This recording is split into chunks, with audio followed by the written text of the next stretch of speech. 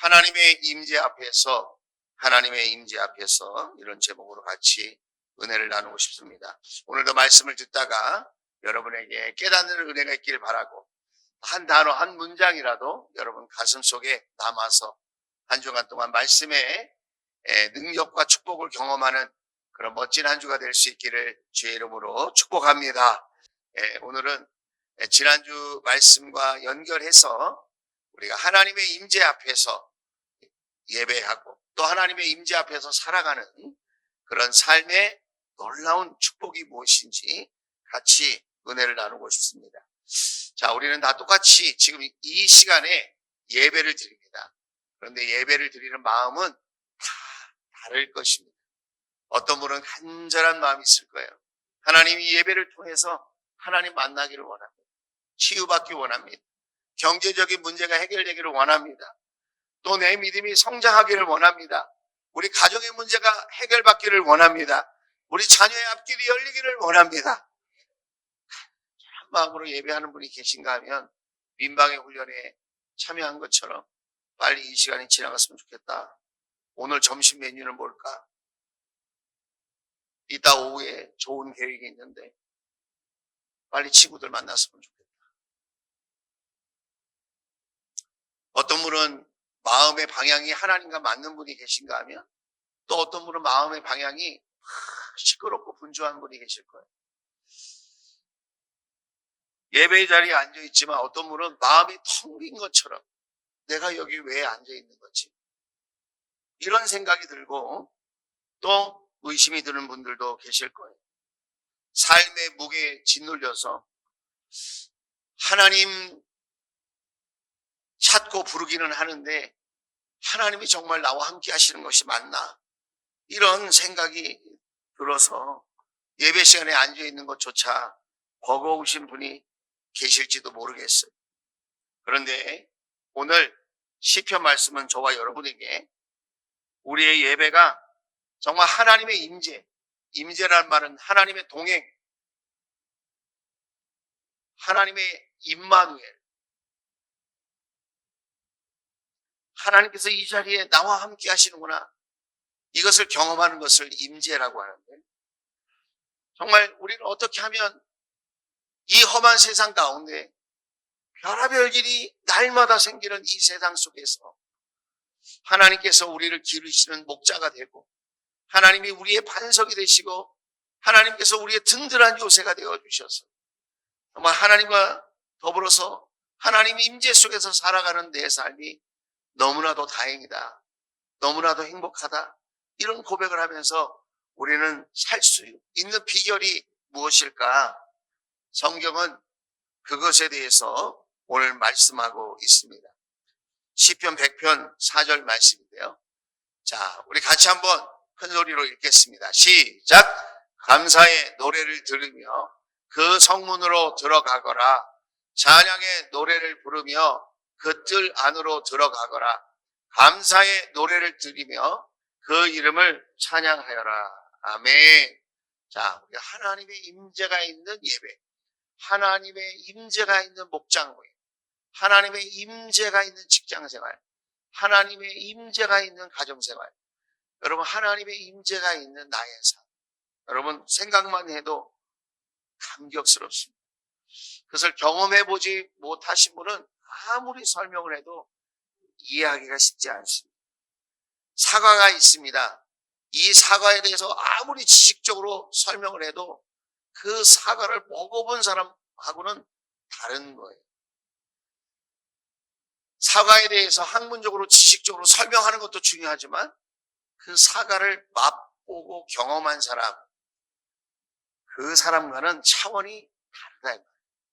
오늘 우리가 신앙생활을 한다, 교회를 다닌다, 예배를 드린다, 거기에 대한 여러 가지 생각이 있을 수 있지만 그런 신앙생활과 예배 가운데 하나님이 임재하셨다, 내가 임재의 기쁨과 감격을 누렸다, 이거는 맛을 본 것과 맛을 보지 못한 것과 차이가 나는 것처럼 신앙생활이, 예배가, 그의 인생이 달라지는 것입니다. 오늘 성경은 구약의 성막을 떠올리게 하면서 하나님의 임재 속에 어떻게 나아가는가를 설명하고 있습니다. 자, 성막은 하나님께서 친히 제정하신, 하나님께서 친히 일러주신 양식을 따라 하나님을 만나는 장소로 하나님께서 만들라고 해서 만든 거예요. 이스라엘 백성들에게 누가 만들라고 했다고요? 하나님이 만들라고 했다. 그래서 이동용으로 하나님을 만나는 성전, 이동용 성전이, 그걸 성막이라고 해요. 성막.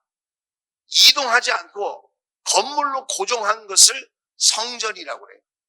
자, 이스라엘 백성들에게 이렇게 다 양식을 알려주고 구조를 알려주고 재료를 다 알려주셔서 이렇게 하나님을 만나는 장소를 구별해서 만들라고 말씀하셨는데 문이 있어요. 저 바깥들이라고 하는 게 보이시죠? 그 앞에 텐트, 울타리를 쳤는데 그 입구가 문이에요. 문을 딱 통과하면 그 다음 그림을 좀 보여주실래요? 그러면 거기 번제단이 있고 물두멍이 있는데 거기를 뜰이라고 그래. 뜰. 그리고 제사장만이 들어갈 수 있는 성소와 대제사장만이 들어갈 수 있는 지성소. 하나님이 어디에서 만나주시느냐? 지성소에서 만나주시는 거거든요. 거기서 백성들의 죄악을 하나님께 아뢰면서 용서를 받고 또 하나님께서 약속하신 축복을 받는 자리, 그 자리가 지성소예요. 대제사장도 준비 없이, 구별함이 없이, 거룩한 마음 없이 들어갔다가는 즉사예요. 즉사. 하나님을 거룩하신 분이시기 때문에 추하고 더러운 마음으로 지성소에 들어갔다가는 직분만 믿고 자기 경험만 믿고 들어갔다가는 그 자리에서 죽어요. 그래서 그 자리에 또 죽었는지 살았는지 보려고 들어갈 수가 없으니까 제사장의 발에 밧줄을 묶어가지고 흔들어 보는 거예요.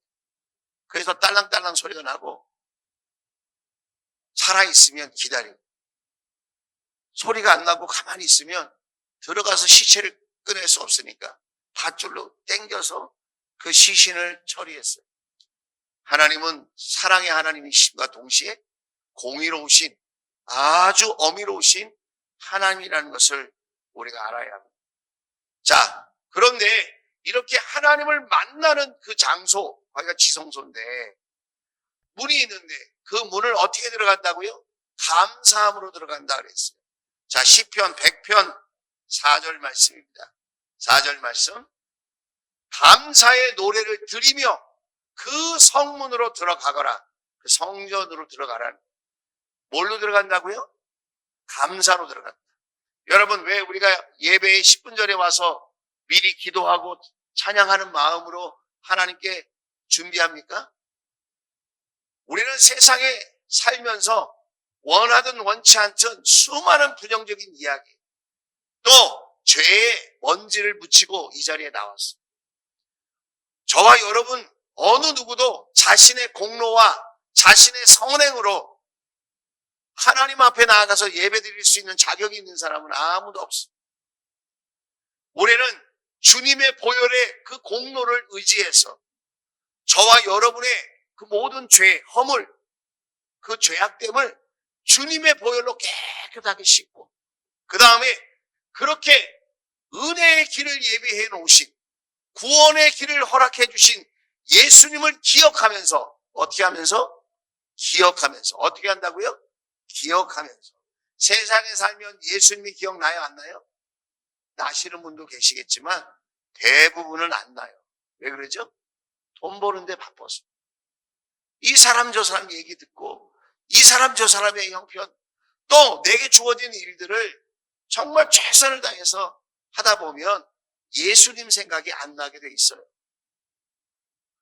그런데 우리가 예배 전에 이렇게 감사의 마음을 가지고 다시 시선을 세상에서 주님께로, 세상의 일, 거기에 빠져있는 우리의 마음을 다시 십자가에 우리 예수님께로 마음을 옮겨서, 그래, 예수님의 저 십자가 때문에, 예수님이 흘리신 저 보혈 때문에 내가 이렇게 감사할 수 있지. 내가 이렇게 감사하는 마음으로 예배드릴 수 있는 사람이 되었지. 그걸 생각해내는 거예요. 그래서 여러분, 감사는 성전의 문을 여는 열쇠예요. 감사는 성전에 하나님이 계신 그 성전의 입구를 여는 열쇠가 감사다. 감사하는 마음은 사람의 마음의 문도 열지만 감사하는 마음은 하나님이 계신 성전의 문도 연다. 할렐루야. 그것을 우리가 잊지 말아야 돼. 그래서 우리가 감사할 때 눈앞에 좋은 일이 생겨서 감사하는 것도 잘하는 거지만 내가 원하는 일들이 일어나지 않았다 할지라도 누구 때문에? 예수님 때문에 감사하는 것. 그러면 우리가 범사에 감사할 수 있게 될 줄로 믿습니다. 예수님 때문에 감사하면 여러분 하나님 앞에 나아갈 수 있는 문이 열리는 거예요. 자, 두 번째는 100편 4절이에요. 감사의 노래를 드리며 그 성문으로 들어가거라. 그 다음에 찬양의 노래를 부르며 그 뜰 안으로 들어가거라 그랬어요. 두 번째가 뭐라고요? 찬양의 노래를 드리라. 자, 지난주에 찬양을 뭐라고 그랬죠? 히브리어로 사파르라고 그랬어요. 히브리어로 찬양에 대한 여러 가지 단어가 있는데 저는 지난주에 여러분에게 사파르라고 하는 히브리 단어를 알려드렸습니다. 그 단어의 뜻은 무엇이라고 그랬죠? 수를 세다, 헤아려 보다, 기록하다, 낱낱이 이야기하다 이런 뜻이에요. 그러니까 우리가 구원받은 하나님의 자녀로 이 세상에 살아가는 동안 하나님께서 저와 여러분에게 베풀어 주신 그 수많은 은혜와 사랑을 헤아려 보라는 거예요. 헤아려 보라. 우연히 내가 이렇게 사는 게 아니고 하나님이 순간순간 나에게 찾아오셔서 베풀어 주신 그 은혜와 사랑을 우리가 헤아려 보라는 거예요.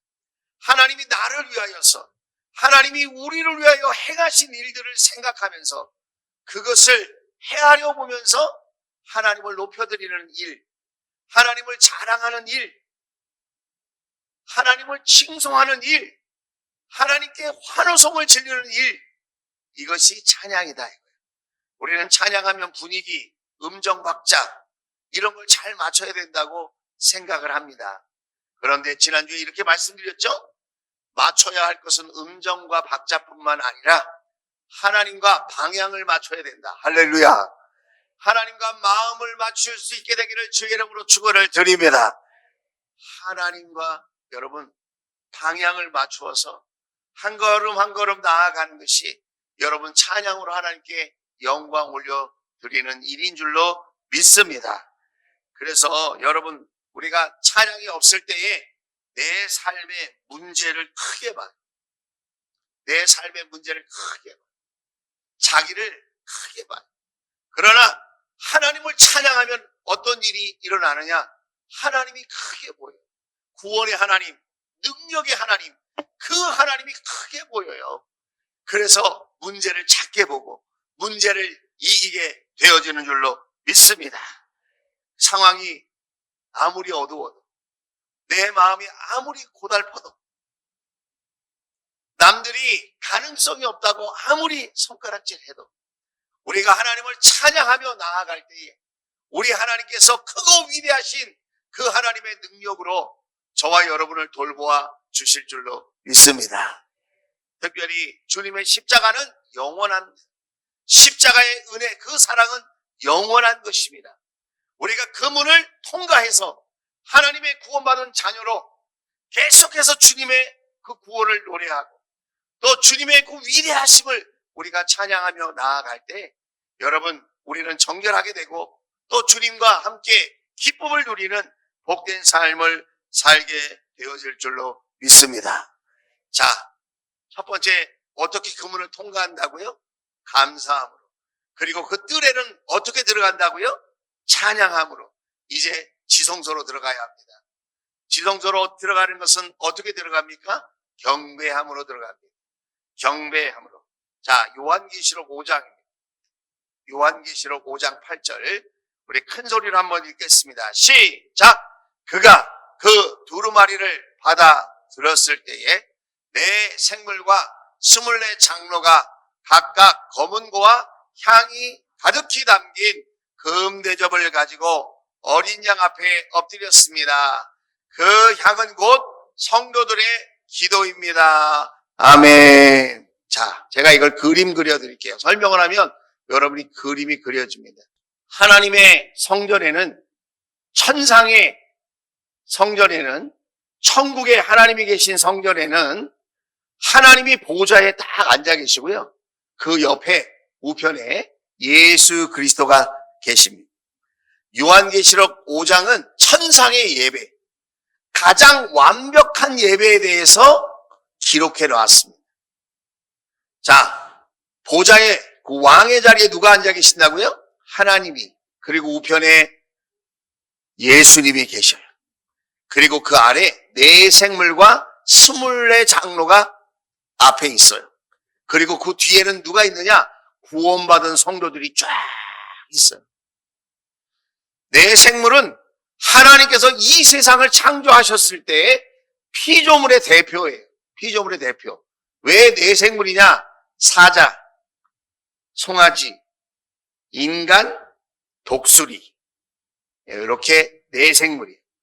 하나님이 지으신 많은 피조물 가운데 대표로 네 생물을 지금 이야기하고 있어요. 자, 24 장로는 뭐냐?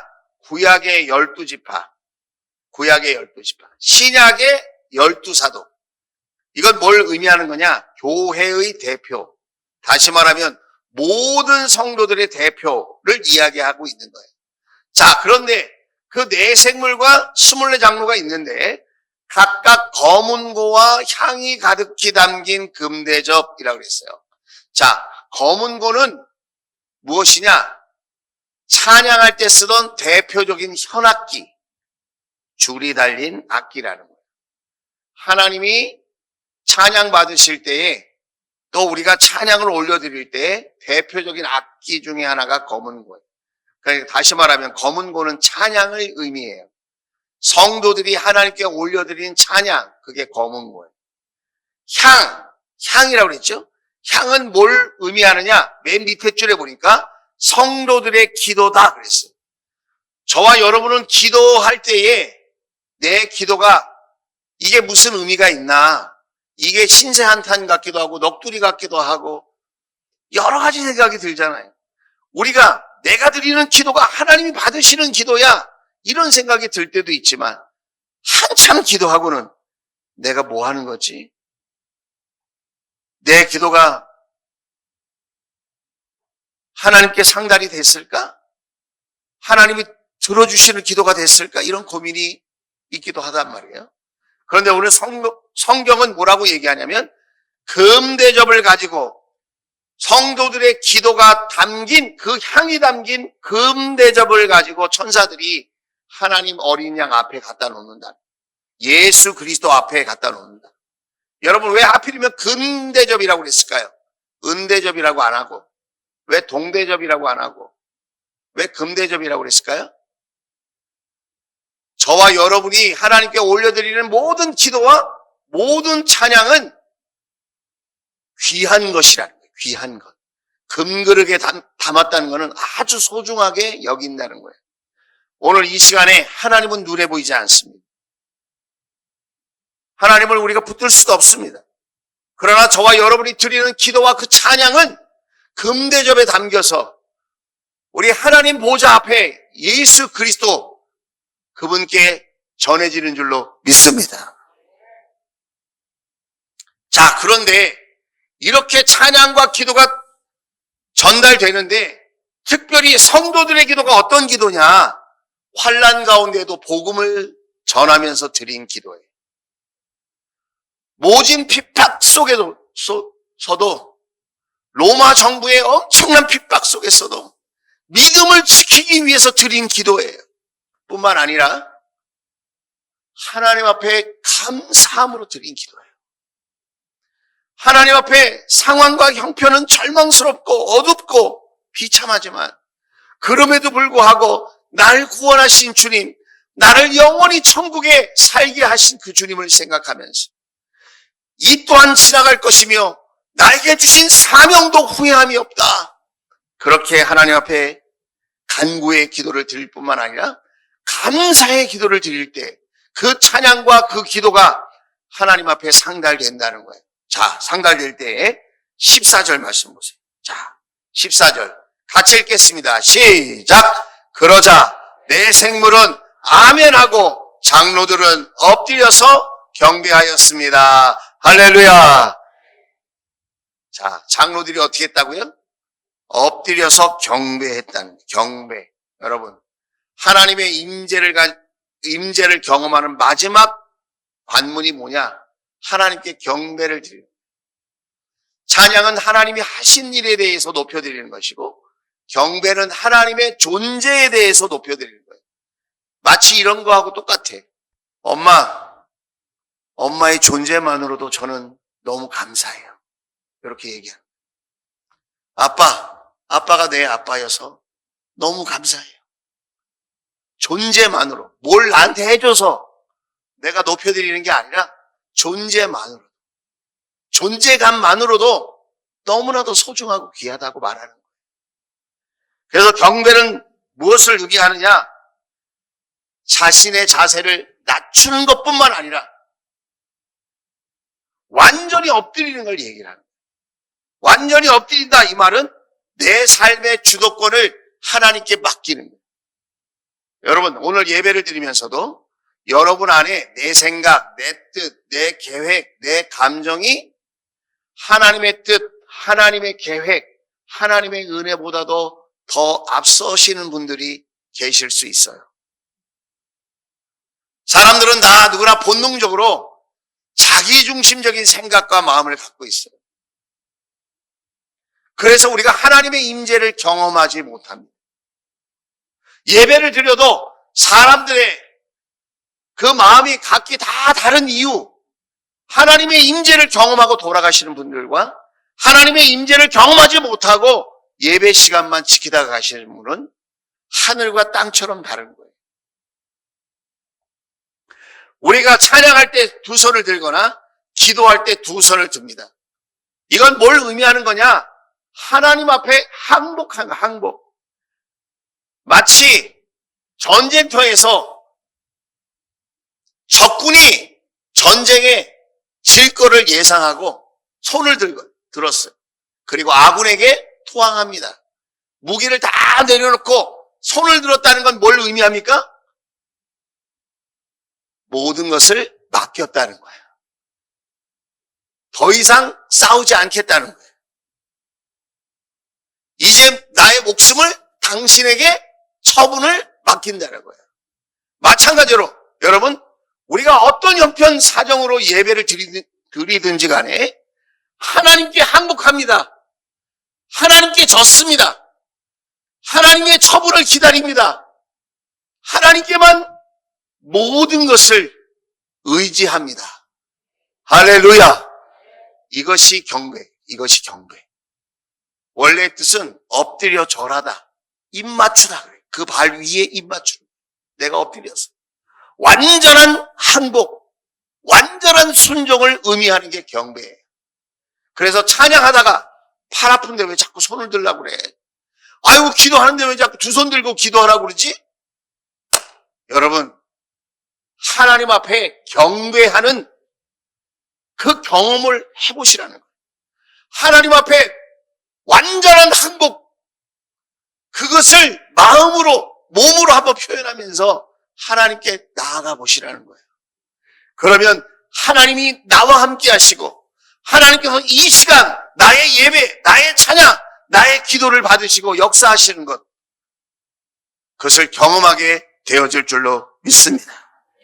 그래서 여러분, 완전한 항복으로 지성소에 엎드려. 대제사장이 지성소에 가면 엎드리는 거예요. 하나님 앞에. 하나님의 처분을 기다리는 거예요. 여러분, 우리는 결코 하나님보다 뛰어나지 않아요. 하나님보다 지혜롭지 않아요. 하나님보다 능력 없어요. 여러분, 하나님은 영원하신 분이고 우리는 유한한 존재입니다. 우리의 재능과 물질, 우리의 지식은 여러분 다 소멸될 거예요. 그러나 하나님의 그 지혜와 능력은 영원 무궁할 줄로 믿습니다. 우리는 하나님께 엎드릴 때 하나님께서 예배를 통해서 임재를 통해서 주시는 축복을 누리게 되어진다는, 특별히 여러분 하나님 임재 앞에 딱 섰을 때 누리는 유익이 세 가지가 있어요. 첫째는 내면의 자유예요. 우리는 과거의 상처에 이렇게 붙들려 있어요. 예배를 드려도 예전에 받았던 사람 때문에, 일 때문에, 형편 때문에 받았던 상처, 그 쓴뿌리에 잡혀 있어요. 예전에 어렸을 때 내가 만났던 여러 가지 상처와 아픔들, 그런 거를 이제 50살, 60살, 70살이 되셨는데도 그 상처에 붙들려 계신 분이 계세요. 하나님이 원하시는 게 아닙니다, 여러분.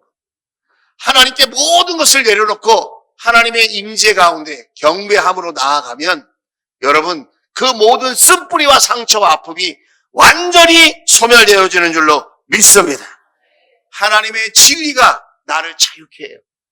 그 복음의 능력이 나를 자유케 해서 여러분 나로 하여금 진정한 자유와 기쁨을 누리게 하는 줄로 믿습니다. 여러분 우리가 이렇게 찬양할 때 얼굴 표정을 보면은 말이죠, 저도 어떤지 잘 모르겠는데 경직되신 분이 계세요. 뭔가 상황이나 형편에 상처에 아픔에 이렇게 붙들려 있으면 박수치고 찬양할 때에도 자유롭지가 못해요. 그러나 하나님의 임재 가운데 진정한 자유와 기쁨을 경험하신 분들은 정말 그 얼굴 표정도 다르고요, 박수를 치는 그 손동작도 달라요. 여러분 우리가 마음껏 예수님 때문에 마음껏 하나님의 임재 안에서 기쁨으로 찬양할 수 있는 그 믿음의 자유를 누릴 수 있는, 신앙의 자유를 누릴 수 있는 저와 여러분 될 수 있기를 주의 이름으로 축원을 드립니다. 두 번째는 견고한 든든한 요새예요. 세상은 끊임없이 우리를 공격합니다. 세상은 끊임없이 우리를 유혹합니다. 여러분 일주일 동안 사셨잖아요. 예수 믿는 사람을 많이 만나셨어요? 예수 안 믿는 사람을 더 많이 만나셨어요? 하나님 이야기를 많이 하면서 사셨어요?